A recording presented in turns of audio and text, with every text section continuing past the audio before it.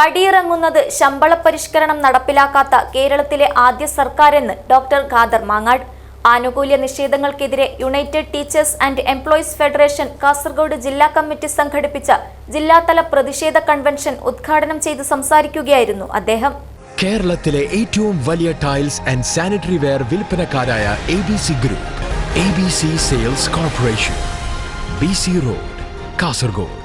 കാലാവധി പൂർത്തിയാക്കിയിട്ടും സംസ്ഥാന സർക്കാർ ജീവനക്കാരുടെയും അധ്യാപകരുടെയും ശമ്പള പരിഷ്കരണം നടപ്പിലാക്കാതെ പടിയിറങ്ങുന്ന കേരളത്തിലെ ആദ്യ സർക്കാരായി മാറിയിരിക്കുകയാണ് പിണറായി സർക്കാർ എന്ന് ഡോക്ടർ ഖാദർ മാങ്ങാട് പറഞ്ഞു.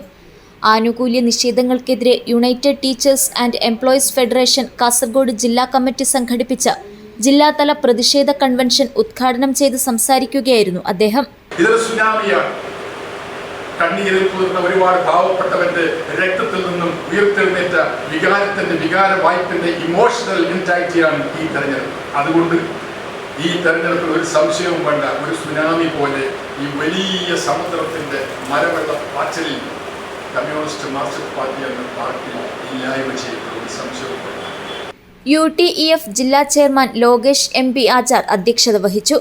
കേരള NGO അസോസിയേഷൻ ജില്ലാ president AT Sasi, Kerala school teachers union സംസ്ഥാന vice president Abdul Gafoor master, state employees union സംസ്ഥാന secretary T Abdul Saleem, Kerala Arabic teachers federation sub ജില്ലാ secretary Sulaiman, Kerala gazetted officers union councillor Amritha Raj, Valsala Krishnan, MT Praseeda, KM Shahina, Abdul Rahiman Nellikatta, M Madhavan Nambiar, Brijesh Paini, Arifa Padanna, Jafar master എന്നിവർ സംസാരിച്ചു.